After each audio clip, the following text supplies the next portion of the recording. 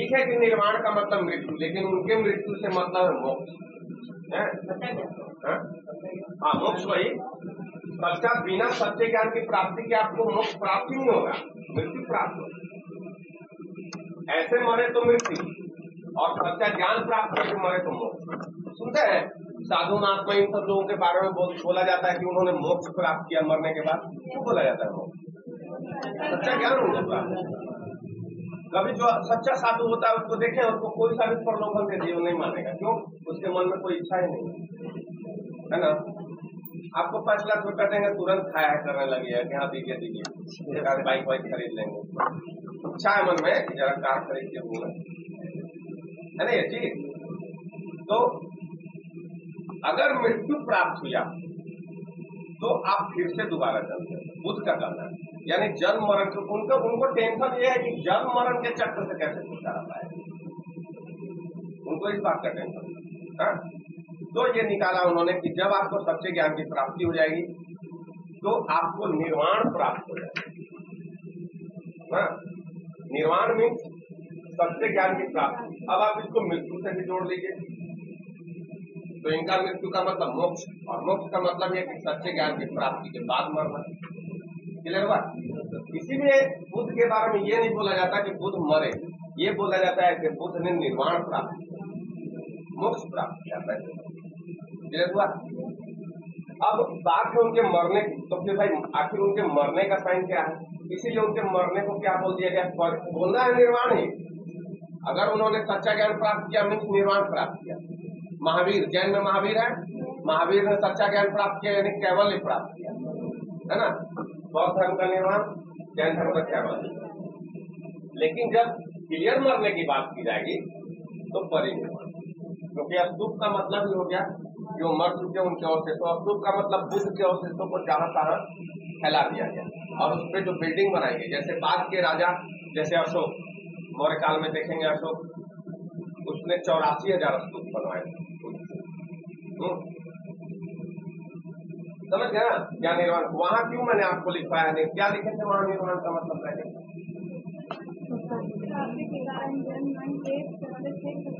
हाँ, यहाँ पे मृत्यु क्लियर है ना।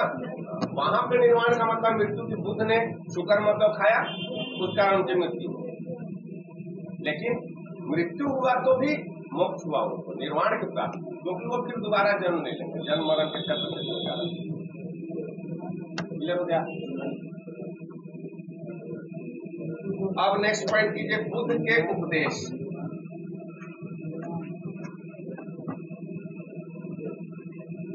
बुद्ध के उपदेश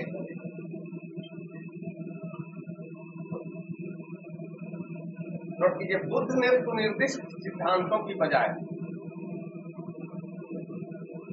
सुनिर्दिष्ट सिद्धांतों की बजाय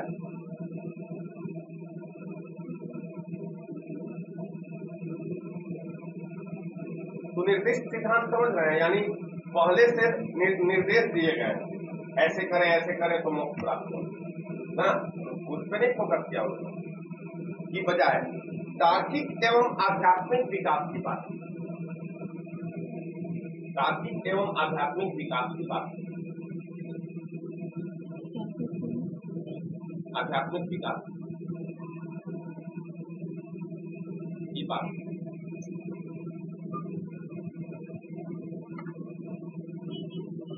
यानी आध्यात्मिक विकास और तर्क के, ऐसे ही नहीं किसी सिद्धांत को मान लेना है। भले ही ना मैंने बताया कि गणेश जी दूध पी रहे हैं तो चल दिए दूध पिला रहे, तर्क लगाया उसमें आपने, क्यों दिया है ये बोर्ड में?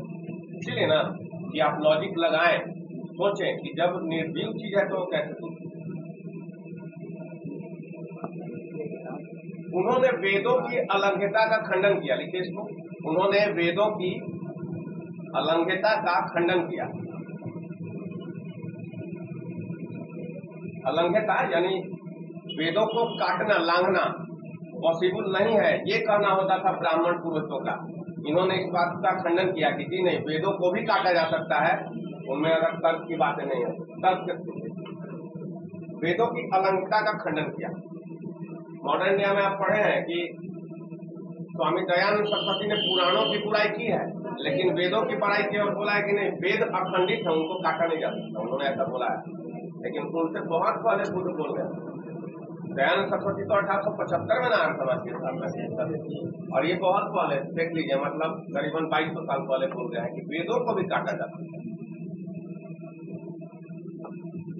इन्होंने पशु बलि का विरोध किया।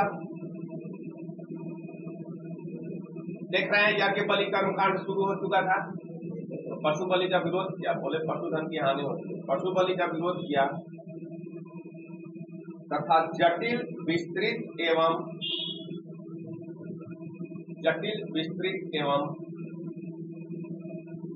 अर्थहीन कर्मकांडों की निंदा की। विस्तृत एवं अर्थहीन कर्मकांडों की निंदा की।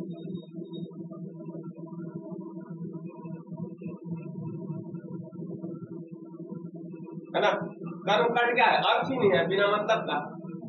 क्या ऐसे हवन डाले, हवन में राजा को शक्ति प्राप्त, पंडित जी ऐसे डाल दिया, ऐसे ऐसे कर दिया, जाओ तुमको शक्ति प्राप्त, है ना, तो अर्थ ही नहीं है ना। जाति प्रथा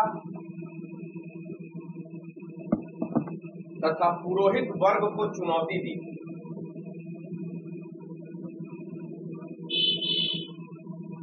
एवं ईश्वर के बारे में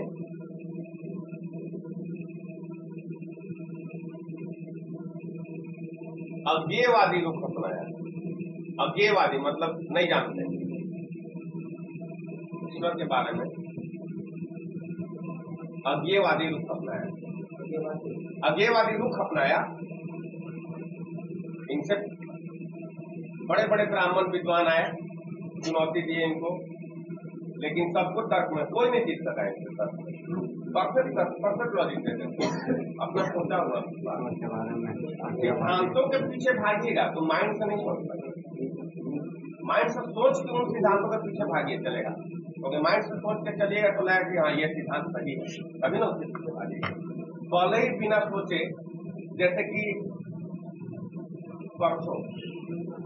परसों मेरे घर का हम बता रहे हैं, ऐनक, मैं ऊपर में रहता हूँ, नीचे कट्टे बच्चे तो ऊपर में ऐनक मुझसे टूट गया, मेरा ऐनक गिर के, ऐसे छोटा सा नहीं होता टांगा हुआ, तो टूटे हुए ऐनक में ही देख रहे थे। अब 100 रुपये 50 रुपये लगेगा तब ना आप ऐनक लीजिएगा, तो काहे को फालतू खर्च कीजिएगा जब वो दिखा ही रहा है मुंह को टूटा हुआ ऐनक। तो माँ बोली कि टूटा हुआ ऐनक में, तो मैंने माँ को तो रगड़ दिया कि टूटा क्यों आखिर टूटा हुआ ऐनक है, तो टूटे हुए ऐनक देखने से किस्मत खराब होगी। मैं कैसे लॉजिक लगाइए, कैसे टूटे हुए देखना चाहिए, है ना। कुछ लोग बोलते हैं काना आदमी सुबह सुबह मत देखता है, जिसका एक आंख नहीं होता, नहीं सुने होता है ना। अरे भैया उसके पीछे लॉजिक क्या है? तो यही है निर्दिष्ट सिद्धांत जिनको आप आंख बंद करके मान लेते हैं। जब ये दे गया है गॉड तो इसका यूज करना है, तो माँ को तो मैंने रगड़ दिया, 2 दिन बाद पापा ने भी बोल दिया, आप उनको कैसे लग रहे हैं, तो चुप रह गए, क्या करते थे, तो सोचते रहिए आप फुटा ऐनक देख के।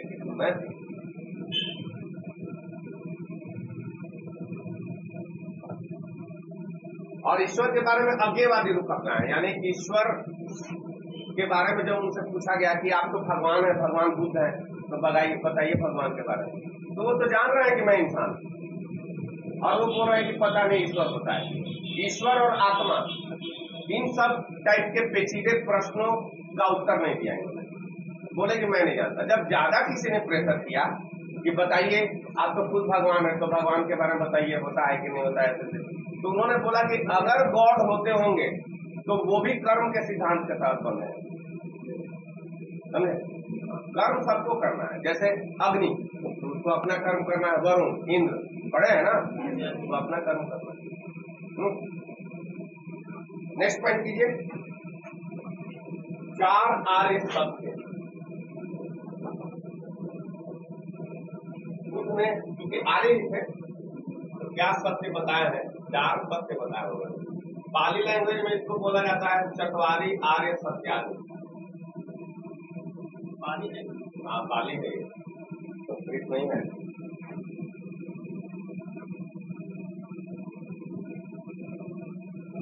चतवारी आर्य सत्यानी, चतवारी आर्य सत्यानी बोल भी तो रहे हैं।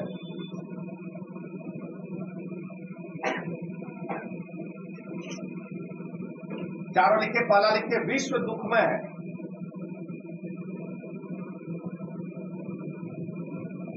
विश्व दुखमय है, बुद्ध बोल रहे हैं कि सारा विश्व दुखी है। दूसरा कीजिए, तृष्णा दुख के मूल में है। तृष्णा यानी इच्छा, दुख के मूल में है, यानी दुख का बेस, दुख का कारण क्या है। तीसरा कीजिए, हाँ तृष्णा या इच्छा, तृष्णा का मतलब इच्छा होता है। तीसरा कीजिए, इच्छाओं के त्याग से ही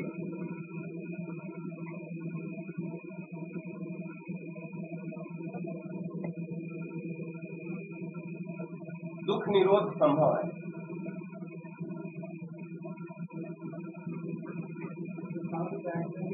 दुख निरोध यानी दुख को हटाना संभव है ना।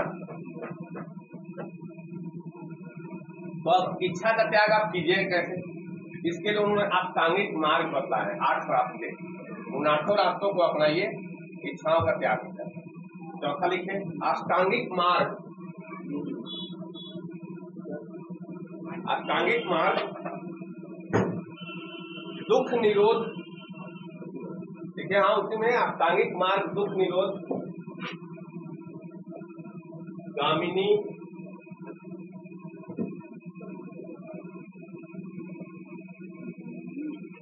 प्रतिपदा, गामिनी प्रतिपदा। अष्टांगिक मार्ग दुख निरोध गामिनी प्रतिपदा है, यानी उन अष्टांगिक मार्गों से दुख निरोध किया जा सकता है, दुख को हटाया जा सकता है समझ में। तो अब देखते हैं अष्टांगिक मार्ग कौन कौन है। नोट कीजिए अष्टांगिक मार्ग पॉइंट, छोटा सा हेडिंग दीजिए अष्टांगिक मार्ग।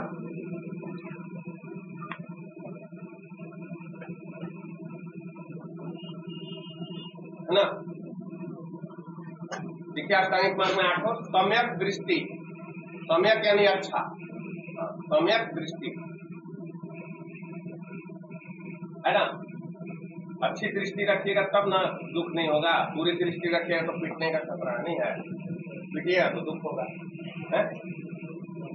सम्यक संकल्प, जो वर्क करते हैं या वर्क करने के लिए जो संकल्प लेते हैं वो भी अच्छा होना चाहिए, अच्छे वर्क के लिए।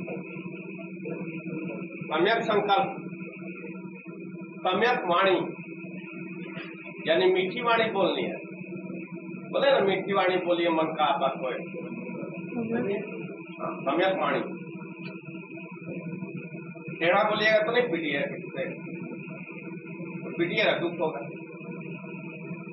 सम्यक कर्म, अच्छा कर्म करना।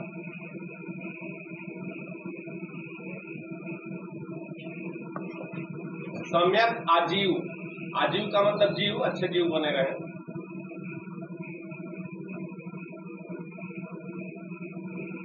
सम्यक व्यायाम, व्यायाम के बारे में भी बोल रहे हैं। आप देख रहे हैं रोगी को देख के दुखी हुए थे, तो व्यायाम एक्सरसाइज कीजिएगा तो दुखी नहीं होइएगा।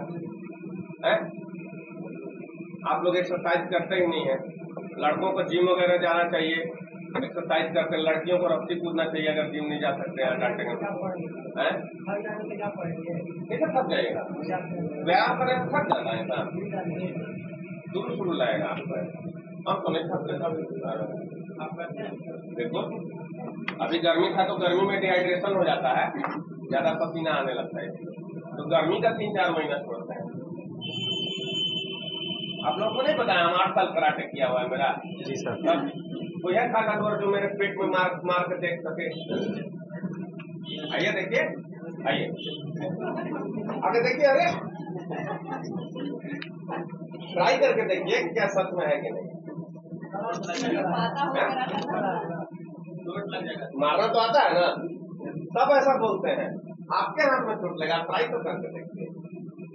अंगूठी को दिखाइए,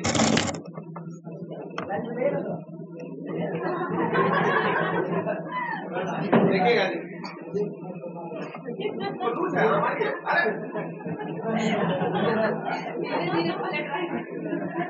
आप जितनी तरह से ट्राई कर रहे थे इतना मत चाहिए कि तो सबका पेट ऐसे ही रहेगा।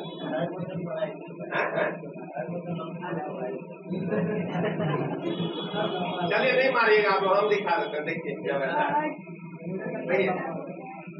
देख कितने ताकत से मारा जाता है। अरे भाई तो हम बोल आप खड़ा कीजिए और मार के देख लीजिए अपने आप को चोट लगता है कि नहीं। हम लोग क्यों नहीं लग रहा है, बोलते हुए मार रहे हैं, तो बोलते हुए कहां से खड़ा करते हैं। तो ये है क्योंकि अंदर से स्ट्रांगनेस आ जाती है जब आप एक्सरसाइज करते हैं, तो रोगी नहीं होइएगा। इसलिए व्यायाम, सम्यक व्यायाम क्यों होता है, क्योंकि रोगी को देख के है ना। ठीक, सम्यक स्मृति। असली मत आप लोगों को बता रहा था मैं कि व्यायाम जरूर है। स्मृति का मतलब याद की मेमोरी की आपकी अच्छी होनी। फिर कीजिए सम्यक समाधि। समाधि ये इसलिए बोल रहे हैं कि जो लास्ट टाइम में समाधि लेते हैं महात्मा वगैरह, ऐसे भी आप देख रहे हैं कि जीवन के भी 4 चरण बताए गए हैं, ब्रह्मचर्य, गृहस्थ, वानप्रस्थ और संन्यास। तो संन्यास के टाइम समाधि लेने गए हैं, तो उस टाइम ये नहीं कि समाधि ले रहे हैं ध्यान लगाए और इधर उधर ध्यान। समाधि अच्छी होनी चाहिए तब ना मेडिटेशन आप कर सकते। क्लियर हो गया है? समाधि नहीं गए तो वापस दिया जाएगा।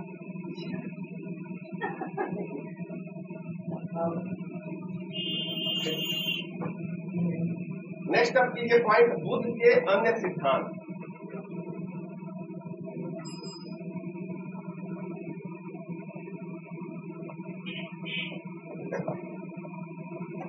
एक नोट कीजिए, निर्वाण का शाब्दिक अर्थ है निर्वाण।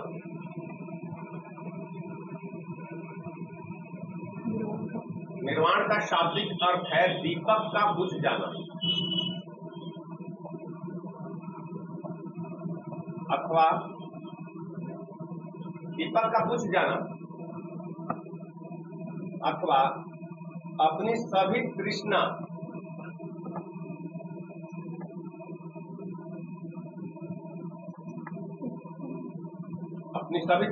एवं वेदनाओं का अंत। वेदना यानी कष्ट, वेदनाओं का अंत है ना। ये सब वही बोल रहे हैं बुद्ध कि निर्वाण का मतलब होता है दीपक का बुझ जाना। उसका मतलब क्या कि आपने अपनी इच्छा का त्याग कर दिया है, जिससे आपका सारा कष्ट। तो इस शब्द के लिखे, जो व्यक्ति सभी तृष्णाओं, ये सारा ये सर्वरीजन बना के दे देता है, इसलिए लिखना बता रहा है। जो व्यक्ति सभी तृष्णाओं एवं लालसाओं से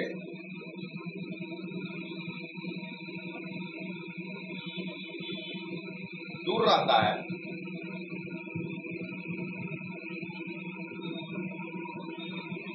वही चरम शांति का अनुभव कर सकता है।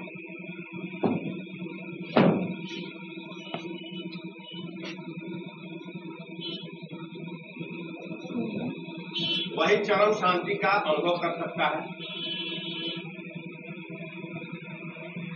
और वह बारंबार जीवन मरण के चक्र से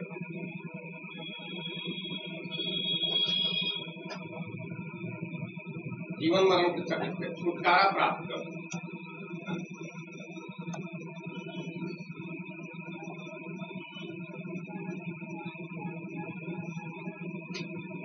है ना, इनको यही मेन टेंशन था कि जीवन मरण के चक्र से छुटकारा, क्योंकि उनको पता है कि पुनर्जन्म जब आप लिए यानी फिर से आए इस धरती पे तो कष्ट झेलने आए, तो कष्ट न झेले इसके लिए क्या करेंगे, इस धरती पे आए ही नहीं।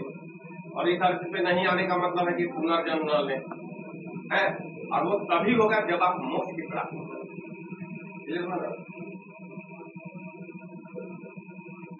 उसके में लिखिए, बुद्ध ने जिस तीसरे सिद्धांत पर बुद्ध ने जिस तीसरे सिद्धांत पर काफी बल दिया है,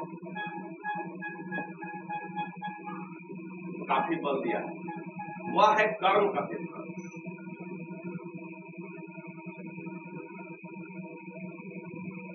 वह है कर्म का सिद्धांत, समझ लीजिए। इसकी कार्य प्रणाली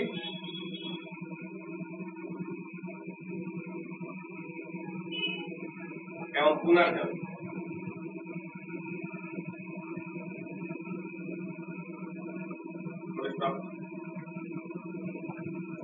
उनके अनुसार वर्तमान एवं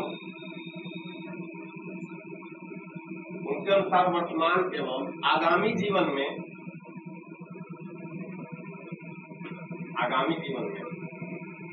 मानव की स्थिति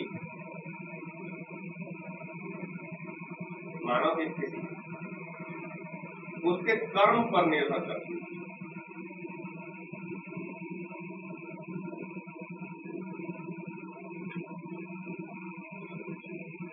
है ना, निर्भर करती है।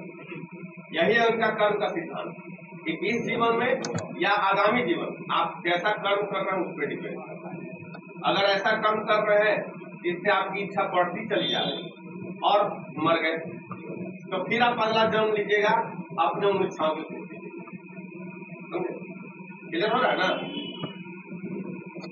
इस बात को लिखिए, हम अपने कर्म फल प्राप्ति के लिए नहीं आ रहा समझ में? हम अपने ही कर्म फल प्राप्ति के लिए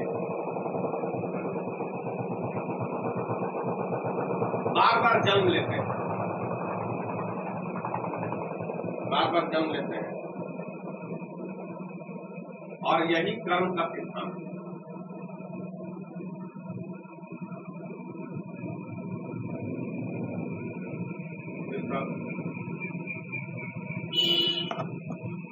पाप कर्म से निवृत्ति यानी छुटकारा।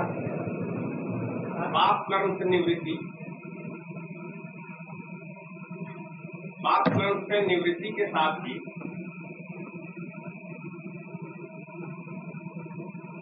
इस चक्र से छुटकारा मिल जाता है। इस चक्र से जन्म मरण पुनर्जन्म, इस चक्र से छुटकारा मिल जाता है तथा मोक्ष की प्राप्ति होती है।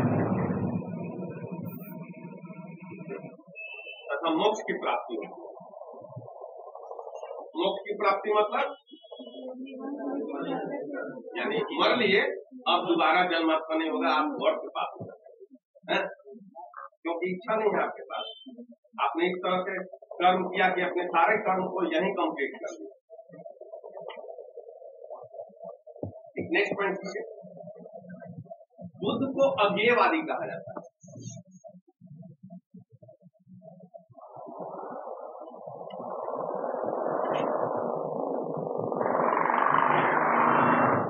क्योंकि इन्होंने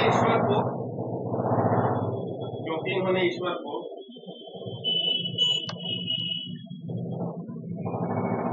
स्वीकार अथवा अस्वीकार नहीं किया।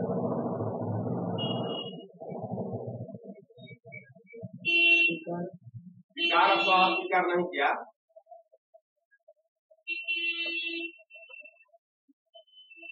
तथा ईश्वर एवं आत्मा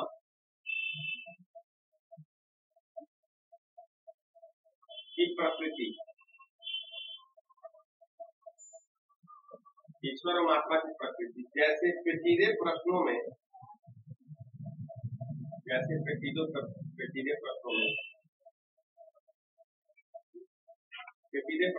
उलझने से इनकार करते।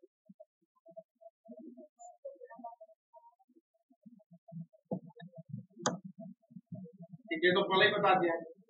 देख लीजिए, इस संबंध में प्रश्न किए जाने पर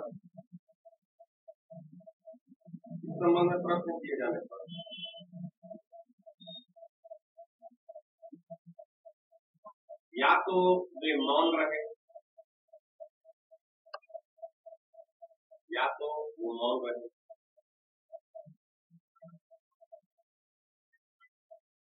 या उन्होंने देवताओं के या उन्होंने देवताओं के भी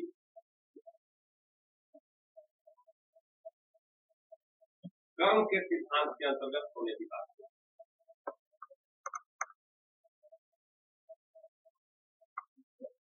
कर्म के सिद्धांत के अंतर्गत होने की बात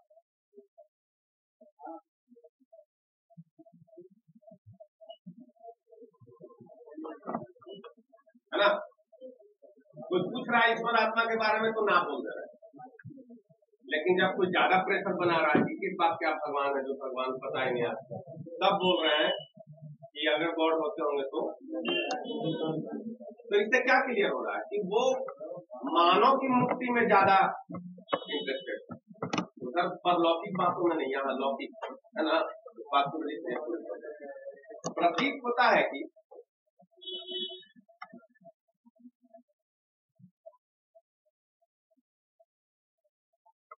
वे मानव की मुक्ति में ज्यादा रुचि लेते,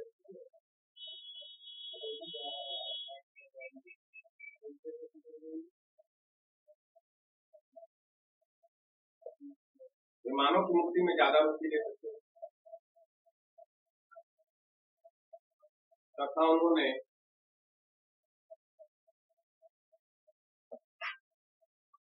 ईश्वर एवं आत्मा जैसे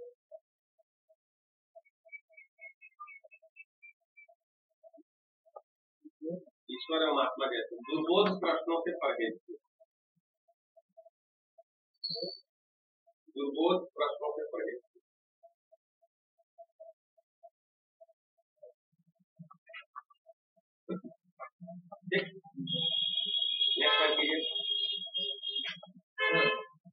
हाँ, यहाँ लिखा है कि आगे वाली कहा उन्होंने ईश्वर को स्वीकारा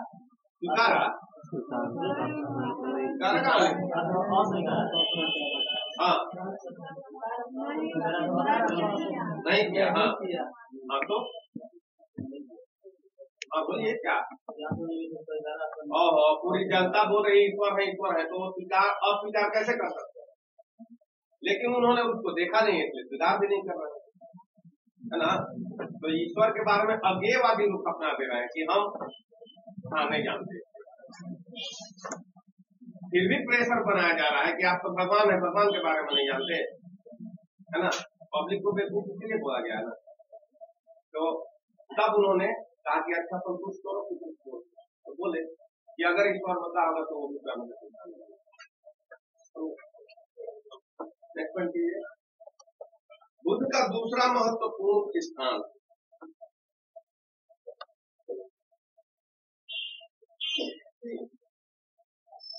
आत्मन अथवा, ये वर्ड है ध्यान रखना है, आत्मन अथवा अहम।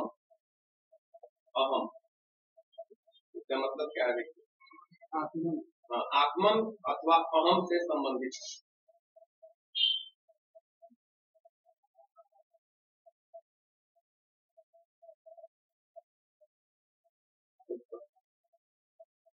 उनके अनुसार विश्व की सभी वस्तुएं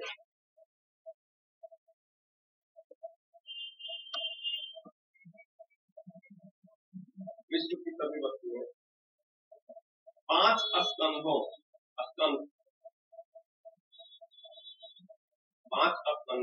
स्कंधों के ब्रैकेट में कारक लिख लीजिए। कारकों, कारक होता है ना में, अथवा पांच स्कंधों में अथवा उनके मिश्रण के रूप में, उनके मिश्रण के रूप में वर्गीकृत किए जाते हैं।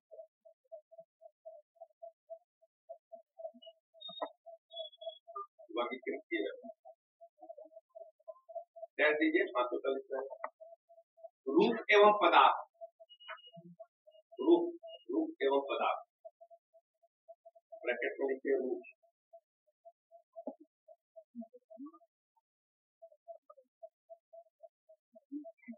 दूसरा लिखिए अहसास एवं भावनाएं, अहसास एवं भावनाएं। दुख का अहसास होता है, ब्रैकेट में लिखिए वेदना, सम्मिलित करेंगे कैसा है।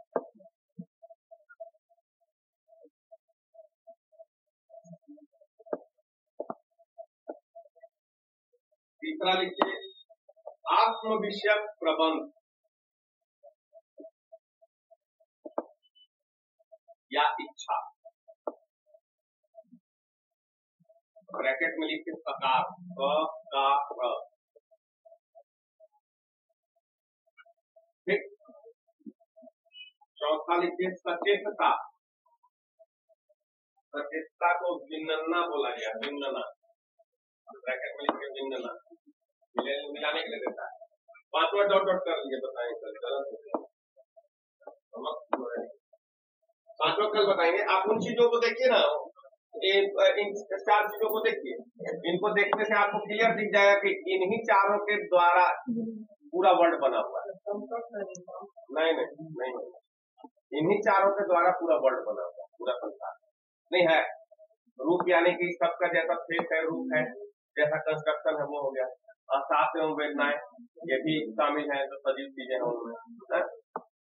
सचेतता यानी माइंड अपना यूज करना, इच्छा वो भी शामिल है। तो इन सबको मिला के वर्ड बनाया।